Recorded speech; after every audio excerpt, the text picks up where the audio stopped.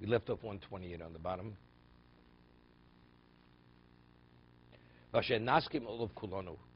It's something we could all agree upon.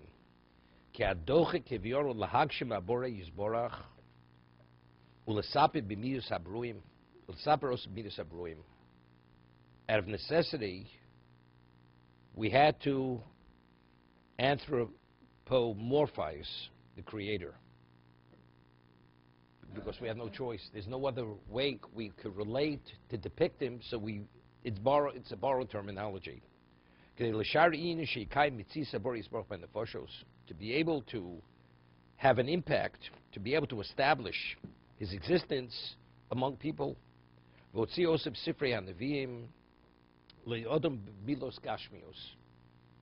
even within the Nevi'im, I mean, this includes the Torah itself, right?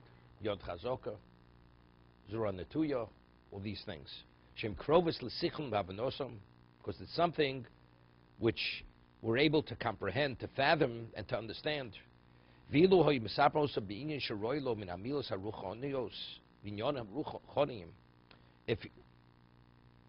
If you would express it in terminology which are spiritual terminologies and concepts which are spiritual, we wouldn't understand the terminology, and we wouldn't understand, grasp the concept.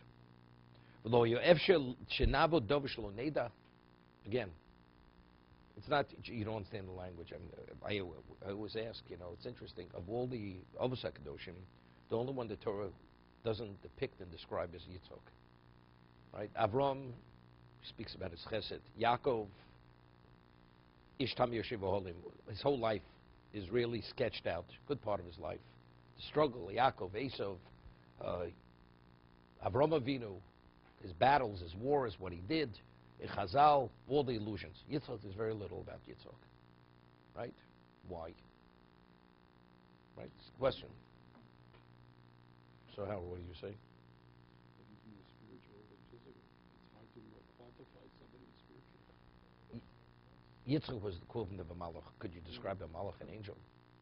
Right? There's no way to describe what he was. So therefore, whatever we're able to talk about Yitzchak, we speak about Yitzchak. Because we once mentioned his Norah Chaim HaKadosh that he says, it says, Vaeira told us Yitzchak, then Avram. That Vav, in that Vav, that everything lies in that Vav. That Vav equates Yitzchak to his father. Whatever Avram was, Yitzchak was no less than his father. But what was Yitzchak? In the specifics, it's not fathomable. It's something we can't even begin understanding. Because Yitzchak was so removed from physicality. I was reading yesterday, and there's a Sefer on Chumash, it's called Shulchan Gavot. It's a compilation of different things. So over there they have, it said something beautiful. Chaim Shmulevitz it was for the Shloshim of the Brisker Rav, he said a hesped. He said a hesped, a eulogy. So he says over there at the hesped, he says, I'm not going to tell you stories about the Brisker Rav. Exceptional stories. Why? Because a story doesn't tell you about a person. You have to speak about the person. The story doesn't give you an understanding of the person. There's relevance to what I'm saying now. Why? He gives an example. He says, we do chesed, Avram did chesed. You're involved in hospitality. Somebody comes into your home and says, please sit under the shade of my tree. Have some bread. And you host them exactly as Avram Avinu. Do you think the ramifications and the consequences of Avram's chesed and your chesed are going to be the same? Avram, because he sat under the shade of the tree, we merited Dane Yaakavot. The bread, the man. The water, the Be'er Shel Miriam. So, you did exceptional hospitality, one of a kind. So why did Avram's hospitality bring about a different result than our hospitality? Or different people's, their actions? Of course, it's the person, it's not the action. It's the dimension of the person which determines.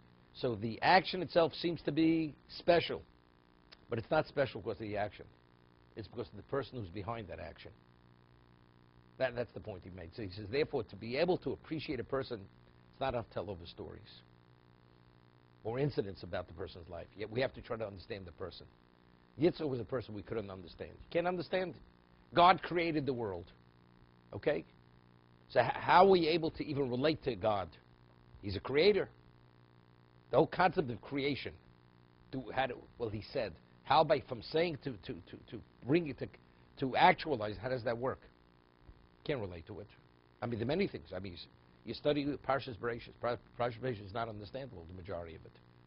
We understand it on the most basic, superficial level. It's not possible to grasp.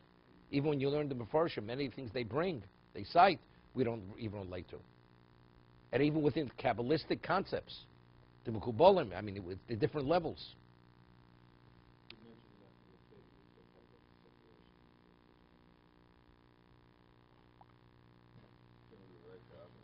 What? No, what we relate to Avram, we relate to Chesed. What is Chesed? What it accomplished? Something else. But his involvement in the world was nothing. I mean, we tell incidents. He was driven. He dug the wells of his father. He was driven out of the community. It was a famine year. He planted. Despite the famine, it was a yield which was 100 times what a normal yield was. We have small little tidbits about him. We saw, things were out of the ordinary about him. But in terms of, what about his personal conduct? How did he interact with people? We have no idea how he interacted. Because what was his midah? It was gvura. It was midas adin. It was his own perfection, exactness of his own behavior. That's what it was. And how he served Hashem. Yitzhak was Ben Odom Lamokum. That was Yitzhak. He was the patriarch of Ben Odom Lamokum. It wasn't the Ben Odom L'Chaveiro. Avram was totally Ben Odom L'Chaveiro. Yaakov was a combination of both.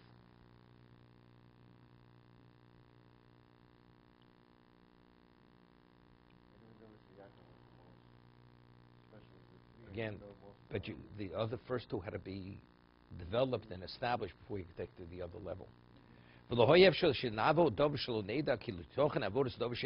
can't serve something that you can't relate to. A being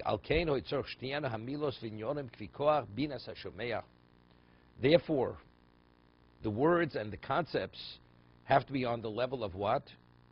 Based on the intellect and the capacity of the one who hears it and understands it. Al derech hagashmus hamuvenes bin amilus hagashmus betchilo. Therefore, it has to be expressed in, he says, in corporal terms. And then we become wizened, and we're able to evaluate what it is.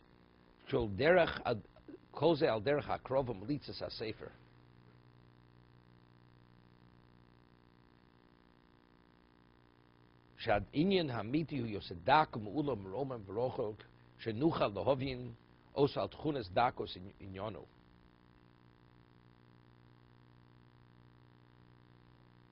I mean, if you study Ramchal, he speaks about, I mean, the way it's expressed, it says transcendental forces, how things happen. We speak about nether forces.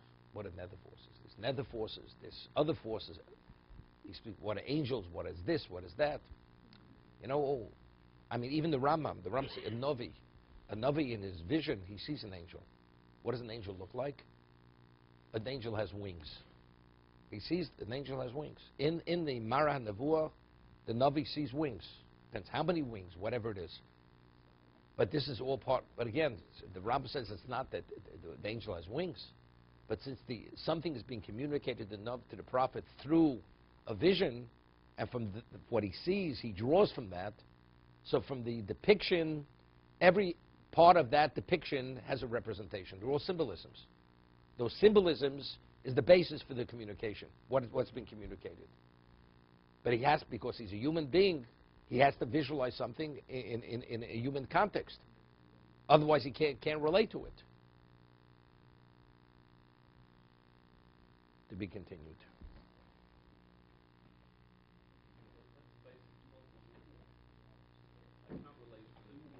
See, this is the problem. This is the difficulty. Some people, when they give a lecture, they intentionally give the lecture above the heads of the students because they're interesting. They want to impress upon the crowd what they know. You know, if you're a teacher, you have to teach. It's on the capacity, the level of the students, that they have a capacity to understand what you're talking about, not to speak over their heads, or they're able to have 5% of what you have to say. That's not what it's about.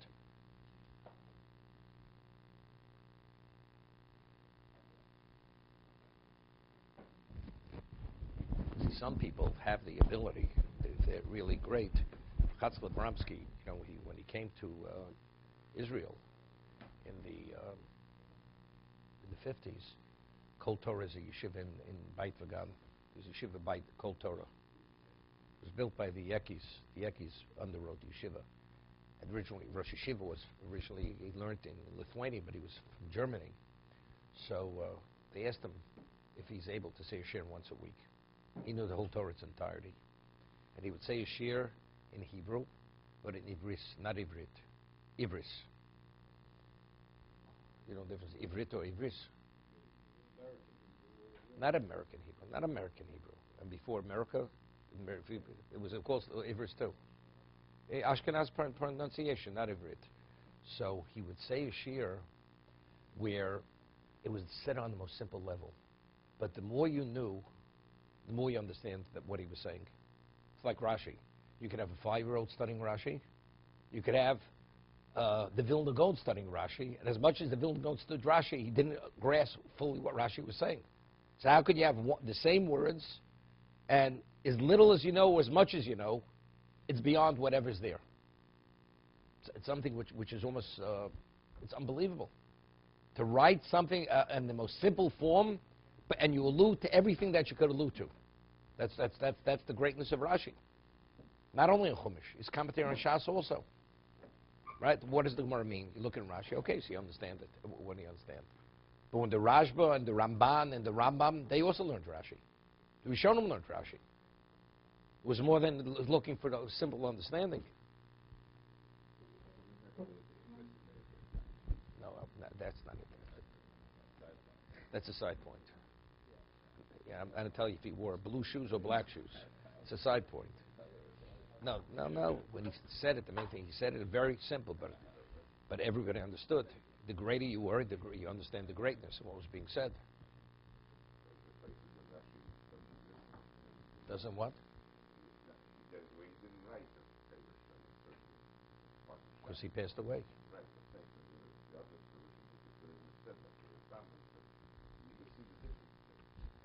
Yeah, but that's only in the length. It's more lengthy. I'm speaking at a different level. Okay.